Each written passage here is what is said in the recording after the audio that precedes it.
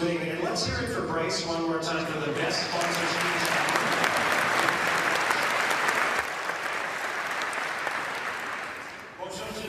Good morning, everyone. Welcome to this very special edition of the Mayor's Breakfast, the last Mayor's Breakfast of 2025. And Prime Minister Carney, it is such an honor to welcome you to this event. We always have a really good turnout for the final breakfast of the year. Today there are almost 1,100 participants.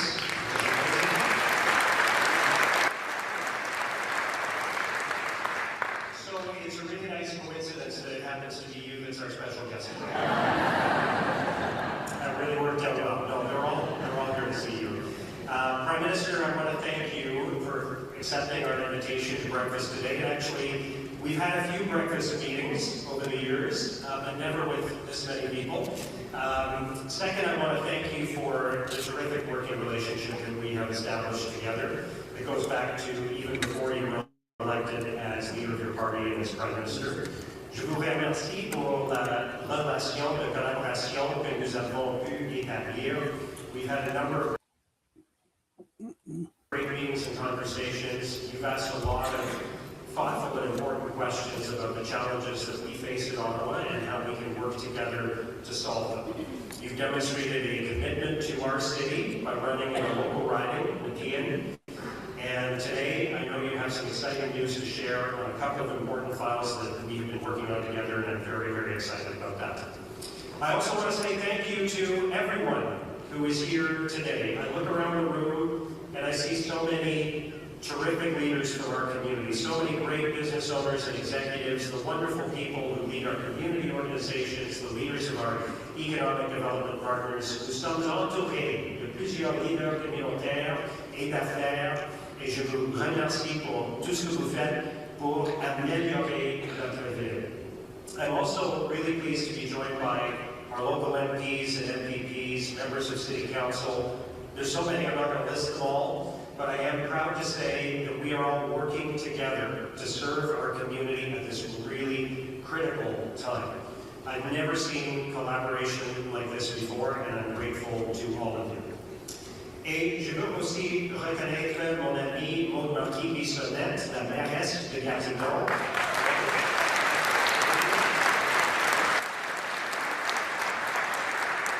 Nous avons une excellente collaboration. All of us in this room today want the same thing. We want what's best for Ottawa and for the National Capital Region. We want to make life more affordable, build better public transit, strengthen our local economy, build more affordable homes, and improve public safety. It's no secret that we face a lot of challenges right now. This has been a year of unprecedented change, and there are big issues for us to tackle. But I gotta say, I'm very excited about the future. We have so much going for us in Ottawa. And now is the time for us to capitalize. It is our time, it is Ottawa's time.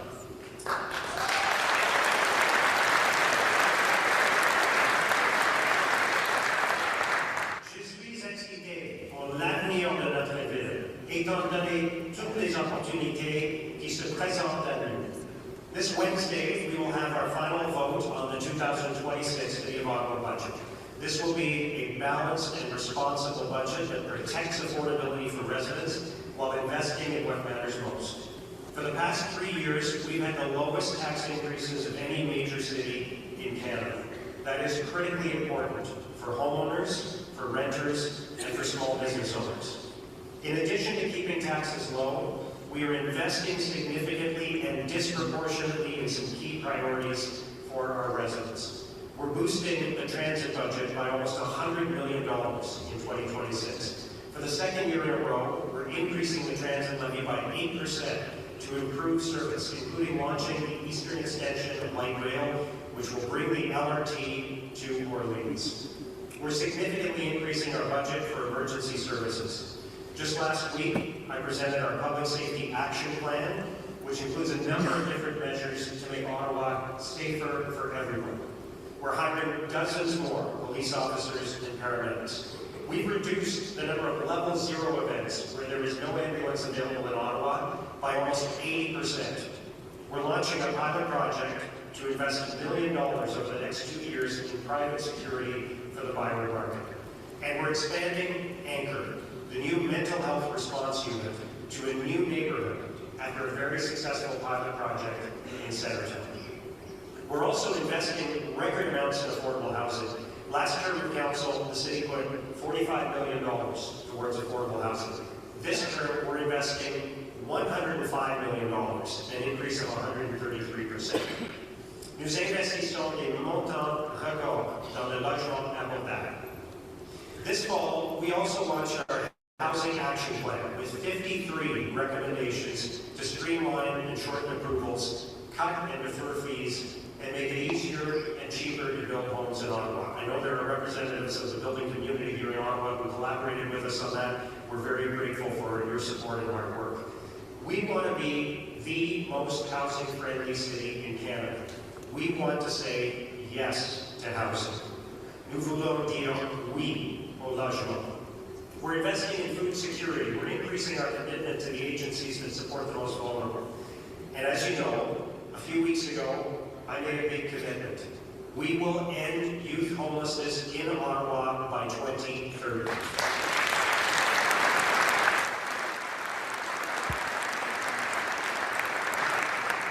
We're also working hard to grow and diversify our local economy. In October, we welcomed close to 300 leaders from the defense sector to City Hall for the launch of our plan to position Ottawa-Gatineau as Canada's defense innovation hub.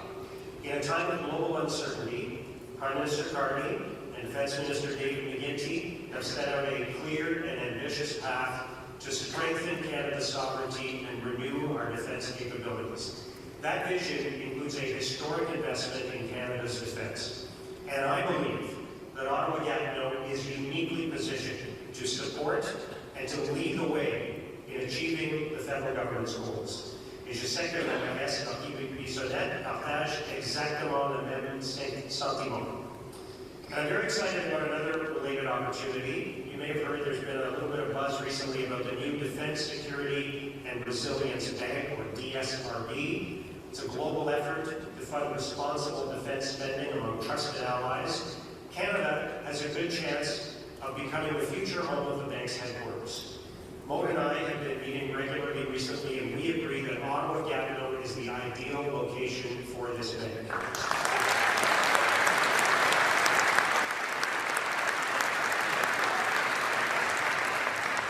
Our location gives us a key advantage to be both Canada's defense innovation hub and the home of the new bank.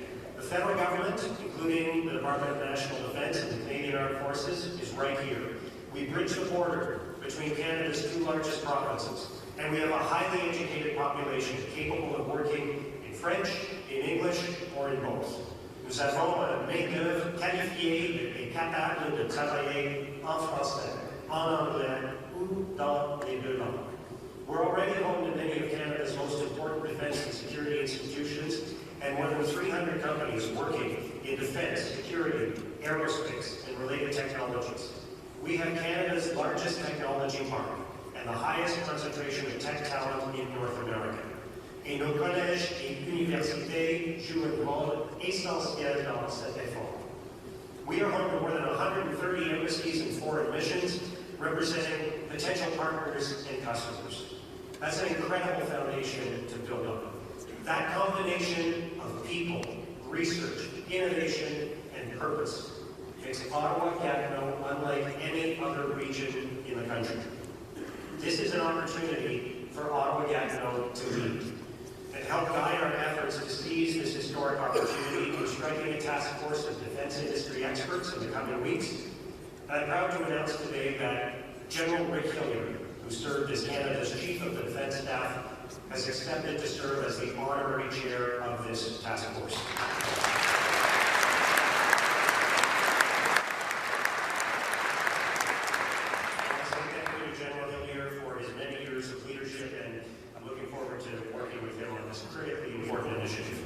So, as we turn the page on 2025 and look ahead to 2026, I'm very excited. As I said before, we face a lot of challenges. This is a period of uncertainty and change. But I'm very excited at the progress we've been making. We are moving Le progrès que nous faisons à tous les jours est encourageant. And I'm ready to work with all of you here today, to seize the opportunities we have in front of us, to strengthen our local economy, to build more homes, to make life more affordable, and to support the most vulnerable. I'm a relentless optimist, and I believe for Ottawa, the best is yet to come. I think our special guest today is going to give us even more reasons to be excited and optimistic. So please join me in giving a big welcome to the Prime Minister of Canada and the Member of Parliament for Nakia.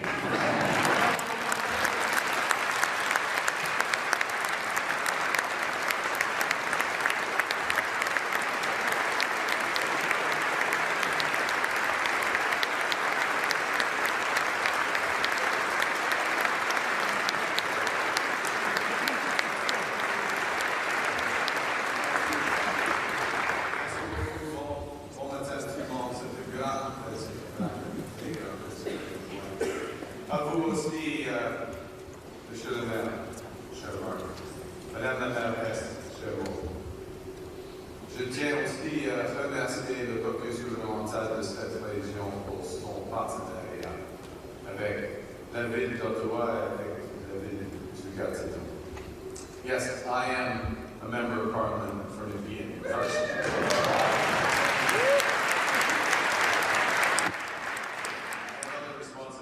But it starts as a member for Nakia and a proud resident of Ottawa throughout much of my life. My commitment and connection to this city, to this region, they run deep. And it's a dedication shared by everyone. Hey, we see you out there. And the organizations that Yo, back on you. As many of us know, the name Ottawa comes from the Algonquin word Ottawa, to trade. And trade is fundamentally about partnership. Just at the level of sponsors up there, that gives you a sense of the partnership that's operating here. Now, as the mayor mentioned, that's how he and I have been working together. We started with breakfast. We had one a few months ago at John's Diner, Wellington West. My first morning as Prime Minister designate. And it's nice to see how quickly, when you have a good partnership breakfast, can grow. Ottawa succeeds when our governments at all levels, our community organizations, our businesses, our workers, pull in the same direction. And as the mayor just mentioned, we need to draw on that spirit of partnership more than ever. This is a time when the global economy is being transformed. And many of our country's former strengths have become our vulnerabilities.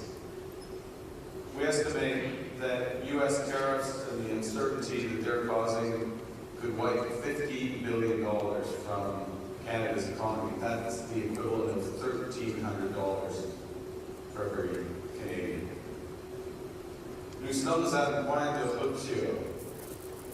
Ce qui veut dire que nous devons transformer radicalement notre stratégie économique sans attendre.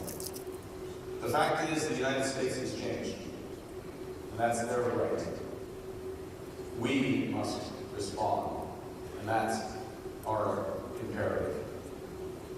And the budget that came out last month, Budget 2025, the federal budget, I should say, because you have your vote, and Maud, c'est bien de passer pour le budget. She's ahead. Our budget isn't passed yet, so if you have an opinion, reinforce that. Because there's so much good in this budget, and I'm about to highlight a few of the things. It is our strategy for Canada to meet this moment. Our strategy for Canada to emerge even stronger. And it builds Canada strong by focusing on what we can control. That's building at home to protect and empower Canadians. It's boosting our productivity to drive lasting prosperity. It is transforming how government works and works for you. And it's very much about diversifying our trade partners to create more opportunity and greater independence. Overall, the budget's designed to unleash $1 trillion in total investment in Canada over the next 5 years. That alone will increase our GDP by over $3,500, or $3,500 for every Canadian worker, more than twice what U.S. tariffs are taking away. Ce matin, j'aimerais vous expliquer ce que notre mission nationale apporte à Ottawa. Et pour ce faire, je vais aborder 3 sujets. D'abord, pendant que nous réalisons de grands projets d'intérêt national, nous concluons de nouvelles ententes localement pour bâtir plus et plus vite. Ensuite, pendant que nous protégeons nos communautés, nous finançons des programmes locaux de prévention. Et enfin, pendant que nous créerons des emplois bien payés et de nouvelles industries à travers le pays, nous investissons dans la région de la capitale nationale, surtout dans le secteur de la défense et de la technologie. Now, it's early days, but we're already realizing some encouraging results. In the past 3 months, the Canadian economy has created a total of 181,000 jobs.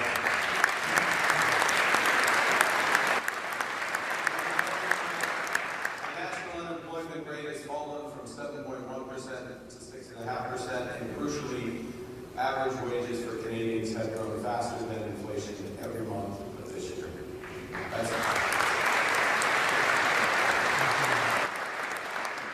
That's encouraging, but the headwinds are strong, and we are just getting started. So let me begin with our core mission, which is building. Canada's new government is catalyzing generational investments to build our country and our city. We're doing that partly through the tax system. We're expanding investment tax credits for clean energy investment, including, after that speech, Bryce, including for public utilities. Instant payback. We're introducing a new productivity super deduction, which strengthens Canada's position as the most tax competitive country in the G7 for new business investment. These measures reduce our marginal effective tax rate on investment to 13%. That is 4.5 percentage points lower than the United States. It is half the G7 average.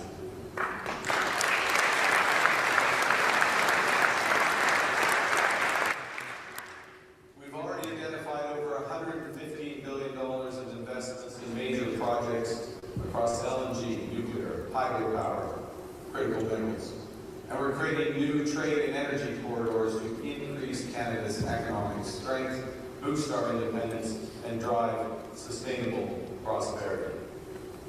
Nous proposons de nouvelles stratégies, notamment dans le secteur des minéraux critiques, des trains à grande vitesse, de l'énergie propre et de la souveraineté des données, afin de bâtir une économie plus connectée, durable et collective. Our new defense industrial strategy will leverage the $80 billion increase in defense spending over the next 5 years to grow Canadian AI, Canadian cyber, Canadian space, quantum, and other dual-use technologies.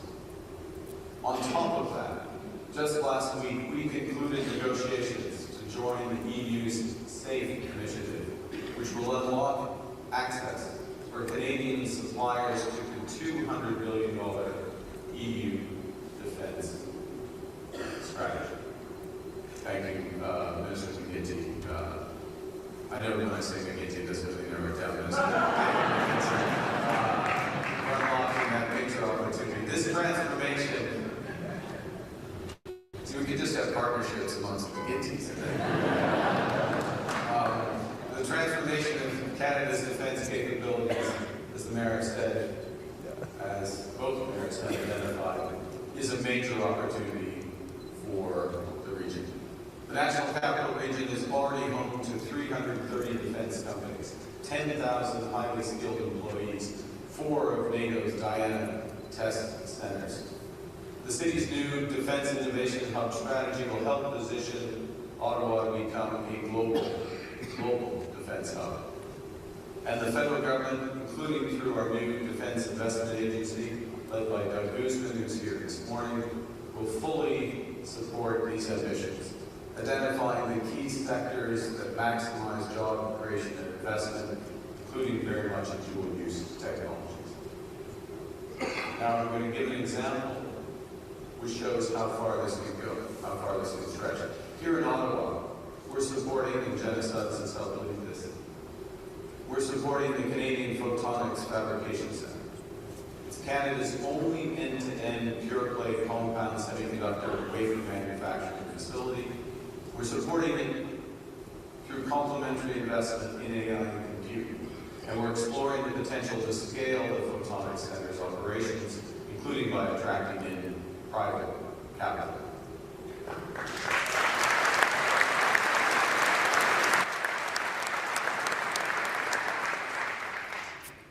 As we build big, we'll also build local. Hospitals, public transit, recreational facilities, and arts centers. Created a new $51 billion Build Community Strong Fund. And our first projects include, in Orleans, the Bob McCrory Recreation Complex. And thank you, Mayor France, for being here.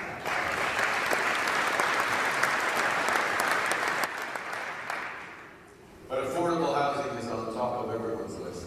And through Build Canada Homes, we're supercharging housing construction using new factory technologies, intended to cut building times by 50%, reduce costs by 20%, lower emissions by further 20%. Build Canada Homes has already announced its first 4 developments across the country, representing over 2,300 new affordable homes.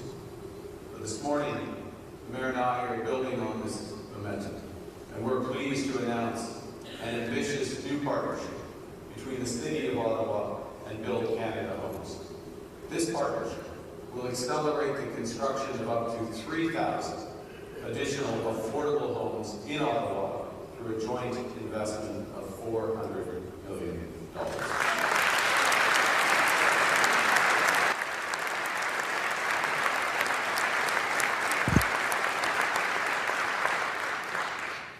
Under this agreement, the city will reduce or waive development charges, permit fees, and property taxes on priority projects for 2,000 new units. And Build Canada Homes will deploy financing to help unlock an additional 1,000 in the city's portfolio.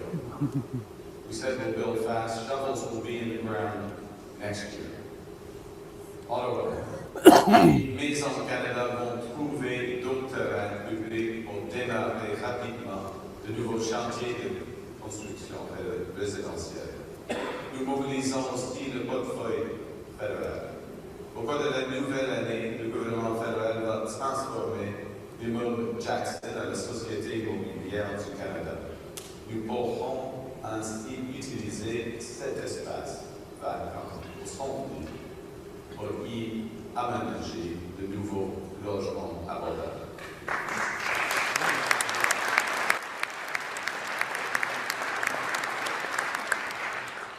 Tous les projets menés dans le cadre de ce partenariat vont respecter une nouvelle norme. Il s'agira de bâtir canadien, avec les travailleurs canadiens et aux moyens d'acier et de bois de canadien. By fast-tracking approvals, streamlining permitting and developing, building faster on federal and municipal lands, attracting private capital, and building community, this partnership between the city and Build Canada Homes is a model for how we intend to build across this country. Now, as we build more of what we need, we also must protect what we have by keeping Canadians safe. That's why, as soon as Parliament reopened in the spring, our new government introduced the strongest border security legislation in Canadian history, cracking down on gun trafficking and illegal drugs like fentanyl. That's why we're in the process of strengthening the bail regime and sentencing laws to keep violent criminals and repeat offenders off our streets. And it's why we're enacting tougher laws against hate crimes, gun violence, home invasions, gang violence, and intimate partner violence. To address the root causes of crime, we're expanding mental health supports, access to deeply affordable housing, and community programs to prevent substance abuse and gender-based violence. For example, I can announce today that to reinforce the capacity here in Ottawa, the federal government is providing $1.2 million to the city of Ottawa and the Canadian Centre on Substance Abuse and Addiction to better respond to the toxic drug crisis in our city.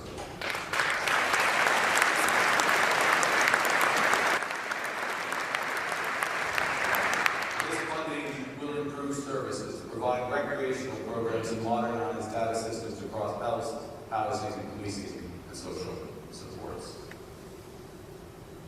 Mes chers amis, quand je rencontre des gens à travers le monde, il est toujours clair que le Canada a ce que le monde veut et les valeurs auxquelles les autres aspirent. Par exemple, le Canada est un pays fièrement bilingue. Nous intensifions nos partenariats mondiaux et ce faisant, la langue française demeure au cœur de notre identité et de notre leadership à l'étranger.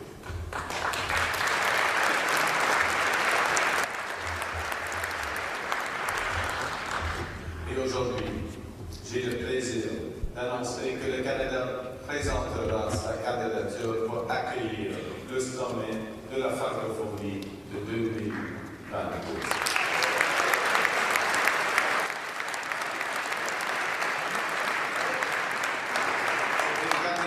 C'est une candidature qui renforcera les liens avec 90 pays et mettra en valeur l'identité francophone du Canada, notamment les cultures québécoises, franco-ontariennes et acadiennes. Et nous voulons accueillir le sommet ici, dans la région de la capitale nationale.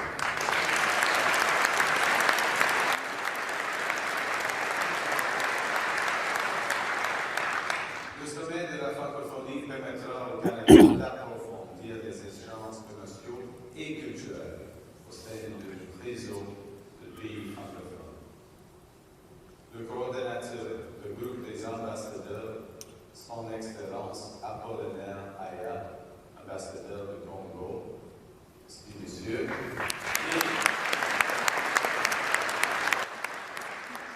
et mon représentant personnel pour la francophonie, Sébastien Carrière.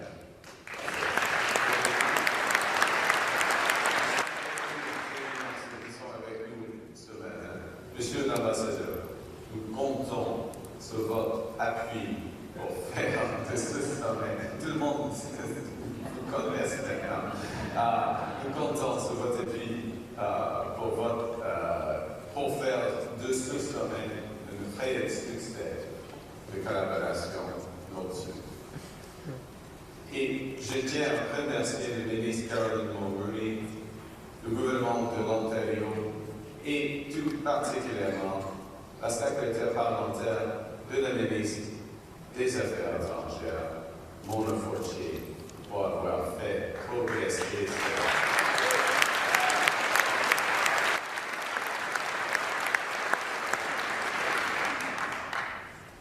So to conclude before our discussion, the Ottawa way is defined by partnership across business, government, academia, labor, community organizations. And today's announcement on housing, on public safety, and today's launch of our bid to host the Francophonie reflect our shared determination to build together. With national strategies catalyzing massive local opportunities in housing, defense, technology, and energy. With the city, the province, and the country pulling in the same direction. With unprecedented force and determination. Whatever happens beyond our borders, it's our country. We are taking back control of our future to build, yes, Nepean strong, to build Manitou strong, bâtir Vanier fort, build Ottawa strong, bâtir Gatineau fort, to build Canada strong. Merci beaucoup.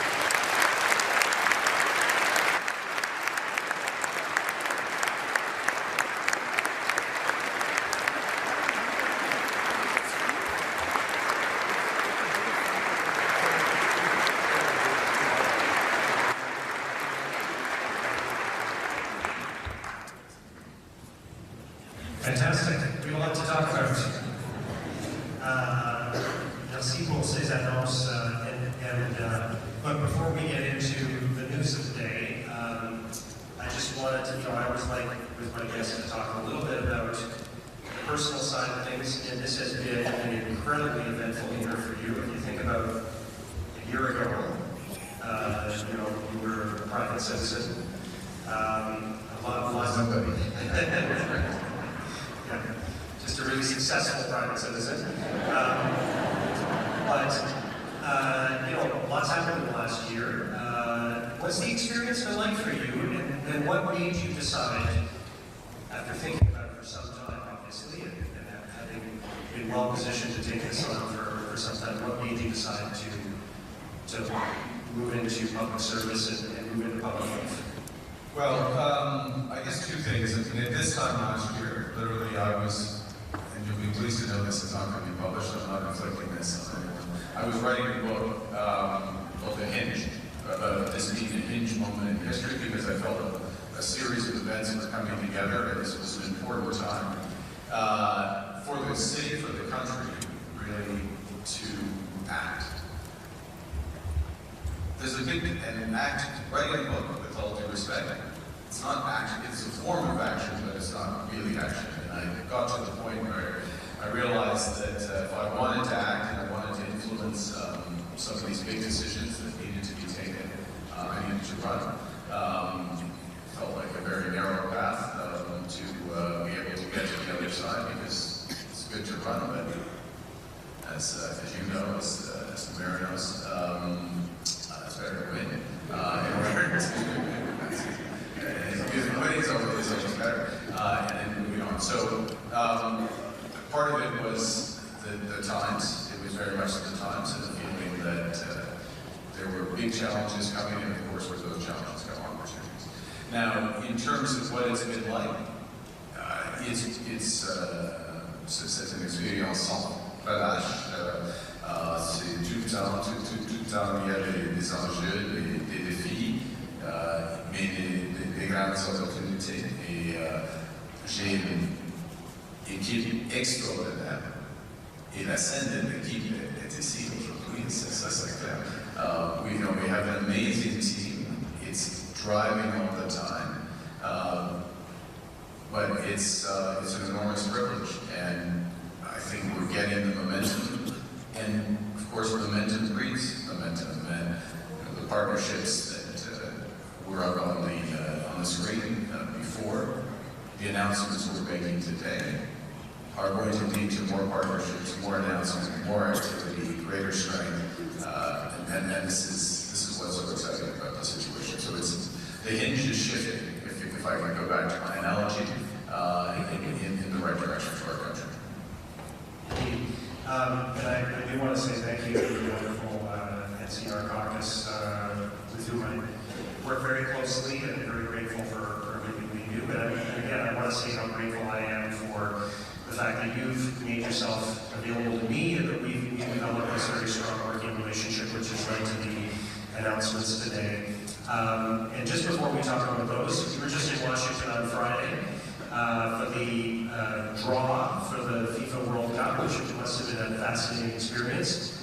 What was that whole experience like? That was fun being in Washington. Always fun, yeah. I don't think I'm ever going to forget that experience. It's the first time I haven't danced to YMCA. There you go. Look, huge. This is this will be an extraordinary event for our country, for the world. We've got a great group. We're welcoming back last year's hosts, or last World Cup hosts with Qatar. We've got Swiss, which is very very good side with Xhaka and a host of other very top players. We get the winner of the one of the European playoffs, potentially Italy, or if not Italy, someone better than Italy. So it's going to be a spectacle. Well, I mean, by definition, right? Is the Italian? Sorry, it's not like an overall judgment, but If we we roll that. yeah, if it beats a team that beats it, which therefore we're winners. Yeah. It's soccer. Yeah, it's soccer. All this thing over in America. Anyways, you just get a sense. One of the things you had from that experience is the scale of what we're welcoming to the country. Up to 1 billion people watched that drop. Wow, that was. Those are 3 hours they're never going to get back. But that's the level of excitement in and around it, and the country is going to show exceptionally well. I'm very confident of it. To bring it back here, of course, we're looking to host something that we in the Francophone need, which will bring different aspects, but also show the region and the country to great effect. Absolutely, and we'll talk more about that in a moment. I wanted to touch on our local economy, and as you said, you're in the process of passing your 2025 budget. I'll point out that we're working on our 2026 budget already. So just saying, as is normal.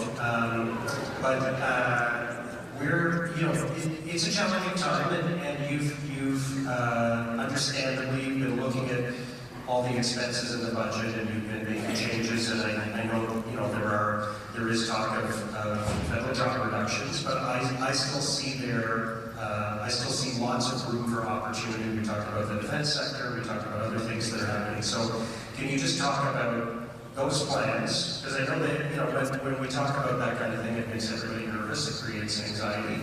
But how do we move through this time so that there is the least impact possible on the local economy? And in fact, we're repositioning the public service for a brighter future, and we are repositioning the local economy for a brighter future. Yeah, I think you framed the issue exactly the right way. This is about a transformation of the public service, transformation for more interesting, more creative, higher impact jobs. There's a couple of elements to that. The first is the context in terms of just the scale of the public service. In effect, the public service has grown by over 40%, the federal public service 40% in the last decade. Overall federal spending was growing at 8% year after year after year. This is, as many business people in this place, that's tough to sustain, and in fact, it can't be sustained. So there is an adjustment coming to the workforce. A lot of that will come through natural attrition, retirement, early retirement. There will be some other adjustments. At the same time, there will be changes in the way the public service is working.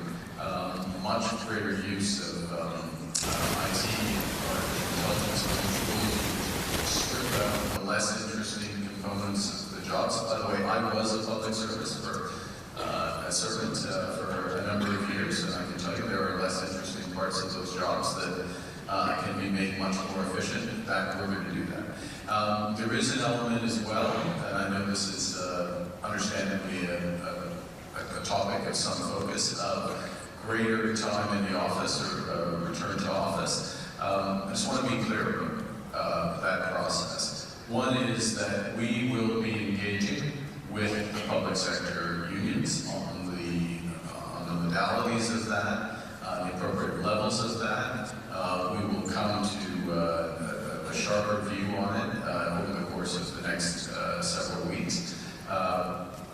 And there will likely be different levels of return depending on seniority, depending on role, and obviously depending on capacity. This is about making, I'm a huge fan of the public service. We need the public service at this critical time. And we need public servants to have all the tools, including offices and workspaces that make their their jobs as interesting and as impactful as possible. And let's talk about the related opportunity to diversify and grow our local economy. We touched on it in the defense space. Our member parliament for Ottawa South, David McGinty, is the defense minister. I see enormous potential here for Ottawa Capital. Can you tell us how we can capitalize on this historic spending by our government? Yeah, well, I think the first thing is to put all of this into context. I mean, the big number is $80 billion between now and the end of this decade of incremental defense spending. Another way to look at this, and without going too much into the details, is that the balance of defense spending, there is some pure defense spending. We need to pay our people properly. We started that with the adjustments a few months ago, and we're going to continue to pay the women and men who are on the front line protecting us properly.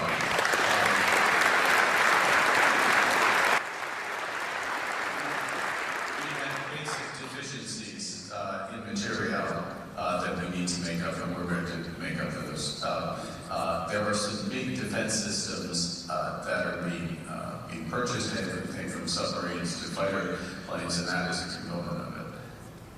But as well, a big element of the defense spending increase, about a third of it, is explicitly dual-use defense spending. So we need better cyber capabilities. We need deployment of AI. Quantum actually will be fundamental to defense. A huge range of spend on resilience. All of those elements, there's expertise literally in this room, certainly in this region, that we can build up. And we will have a predictability of that spend, which is going to help our businesses grow.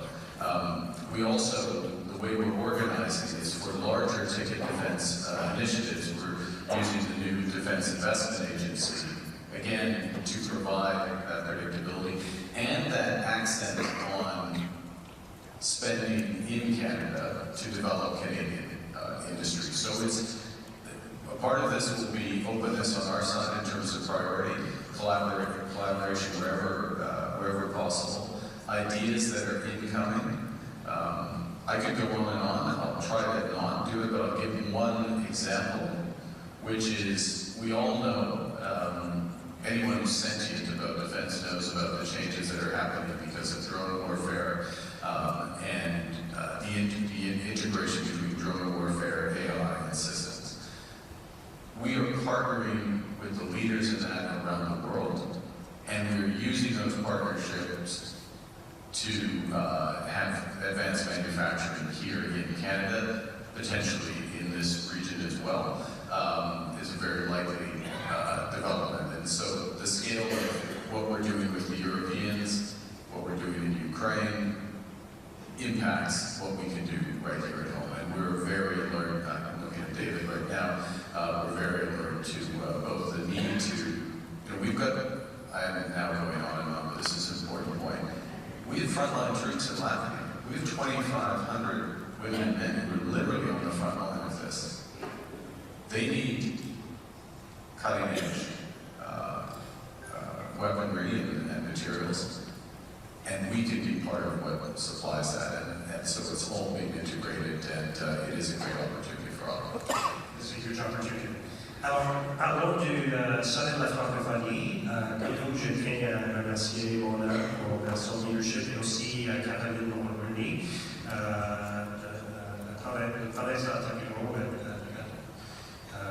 très bon partenaire pour cette initiative. Et les leaders de la communauté francophone ici à Ottawa qui ont soutenu cette initiative. Alors, qu'est-ce que vous souhaitez accomplir comme hôte de ce sommet des pays francophones? Il y a quelques objectifs. On commence avec ce sera l'occasion de faire de mettre l'accent sur la réalité francophone ici au Canada et surtout dans notre pays. Nous vivons dans les deux langues officielles.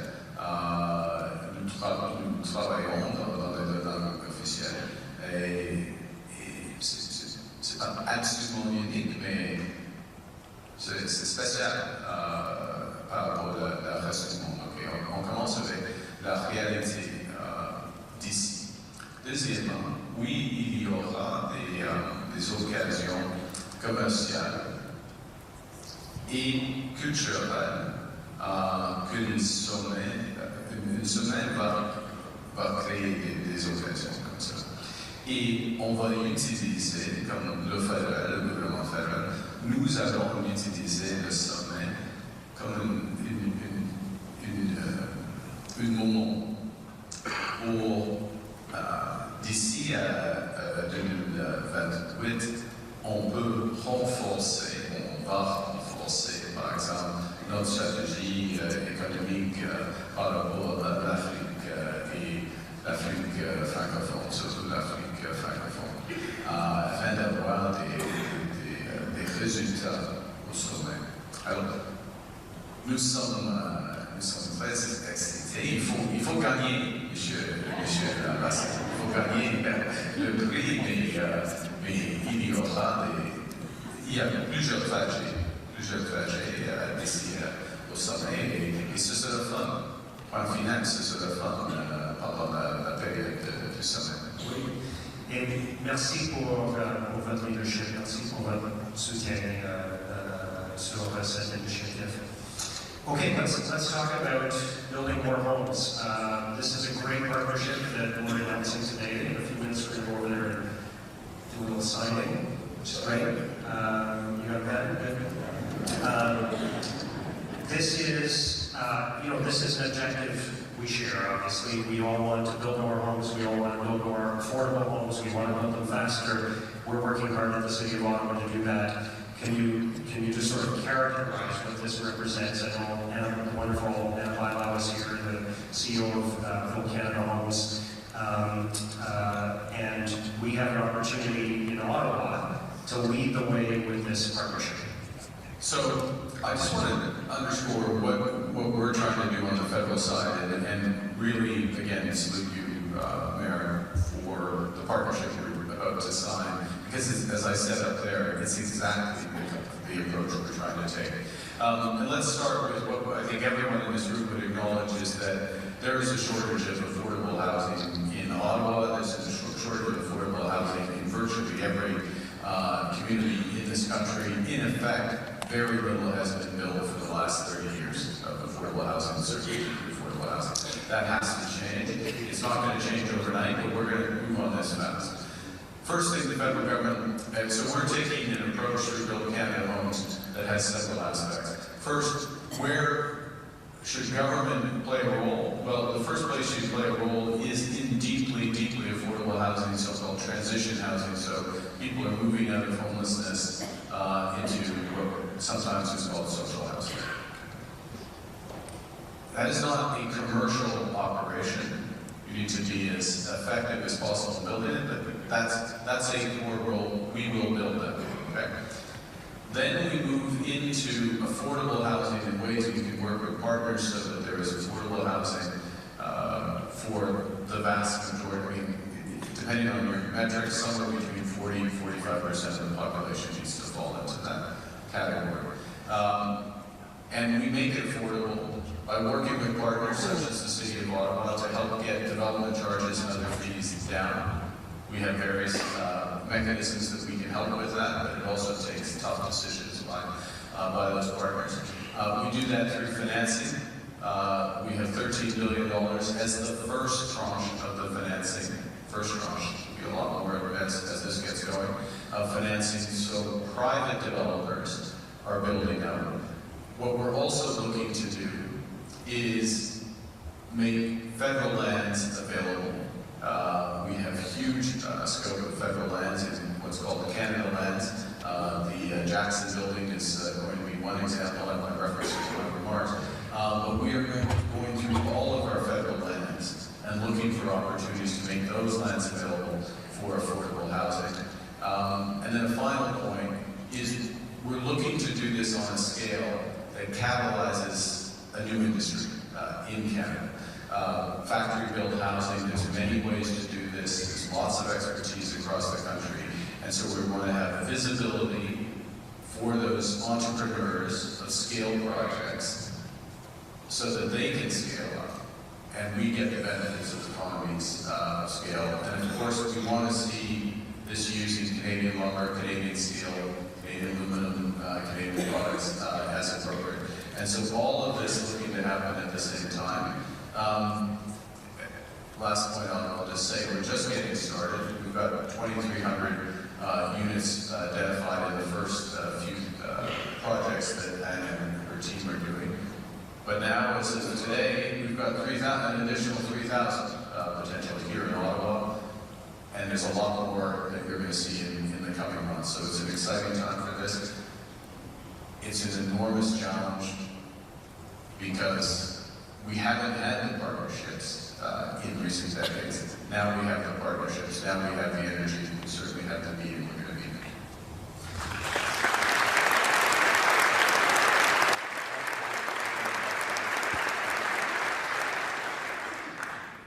And we'll be signing in a second. Very excited to sign this. That's good. I am too. We're very, very thrilled to work with you on this. And again, as I've said many times, we want Ottawa to be the most housing-friendly city in Canada. We want to lead the way. We want to say yes to housing. So we will be your faithful partner through this whole process. And thank you again for your leadership on this.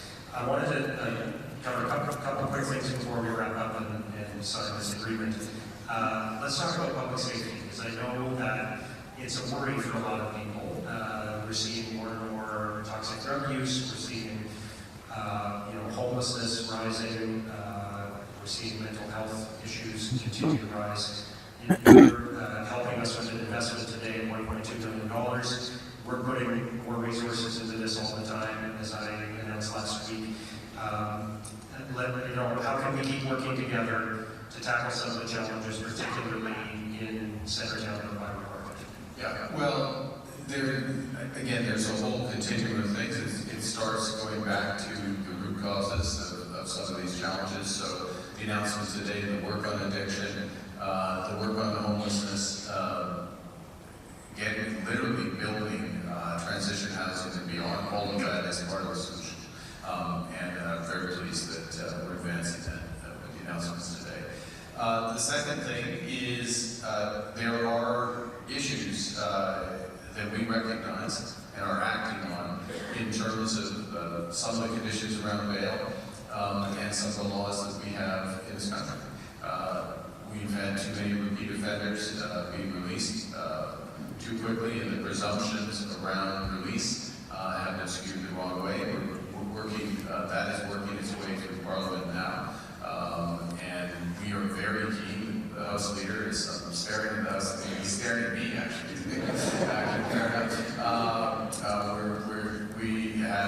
We're very blessed to have Steve McKinnon, a National Capital Region MP, who is our House Leader and our Minister of Transport, and bringing the energy on many areas, but particularly around this fall. It's been abundant, and it's been addressing these issues around crime. Real focus. So, toughening bail laws, toughening laws and penalties for gun violence, gang violence, home invasion. These are huge issues in the country. I have to be careful what I say. It's not yet tabled in Parliament, but we can talk broadly about intimate. Might cut out. Controls that to be careful. But issues around intimate partner violence shortly will be moving on that. And then what we need to do, and it goes back to this theme of partnership, is as we tighten these rules, is working with the provinces, working with local police forces, working with prosecutors, and ensuring that they can be put into action. We just had a summit in Surrey, BC. We've got another one coming up in the GTA just before the holidays. We'll have another one in the new year. And as appropriate, it may be something that we do here to make sure that we're all moving forward, and that we have the resources that are necessary to tackle these issues so that all of our communities are safe. As I said earlier, I'm an optimist, and despite all the challenges we face, and despite some of the unique pressures and uncertainties that we're facing as a country and as a city right now, I feel like there's a huge opportunity right now, and I just wondered if you could share your outlook on 2026 and beyond, and what this moment represents for Canada and for Ottawa. I think my faith in the country, the city and the country, which was already very strong, was taken to a new level over the course of the last year. Canadians came together in the face of the challenges directly from the United States, challenges more broadly. And once people got over the shock of the situation, the desire is just to get on with it, roll up our sleeves, work together, and move forward.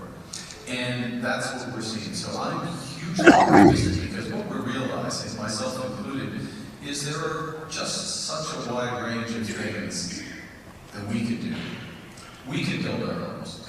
We could build our defense industry. We could capitalize on photonics, on AI, beyond.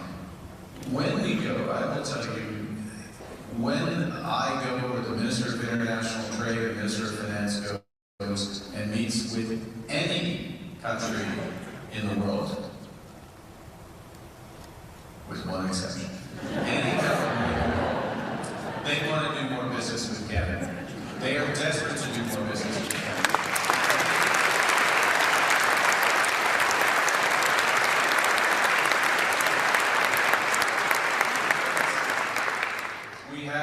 Because we have much of what they want, and they respect us. They respect us because we respect the rule of law, we have the right values, we're good partners, and it's just an enormous amount of opportunity. So I'm hugely optimistic, and I'm optimistic because these opportunities are being created by people like the people in this room and across this great country.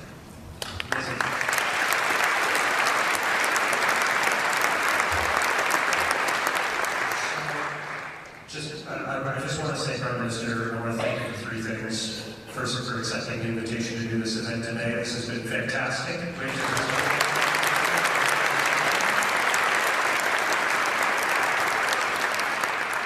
Second, thank you for the announcements that you've made today, which are going to have a huge impact on our city.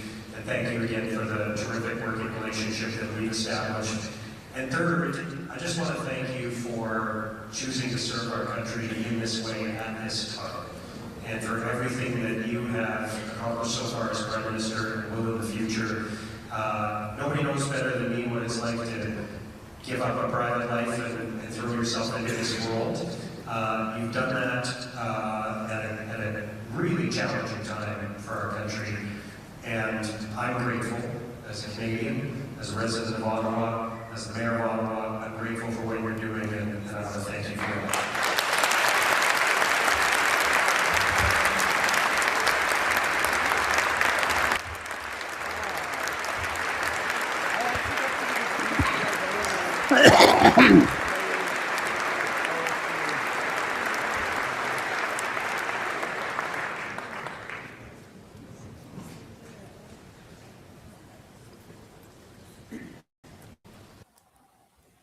All right, that was Mark Carney at the Ottawa Breakfast discussing economic future with Ottawa's mayor.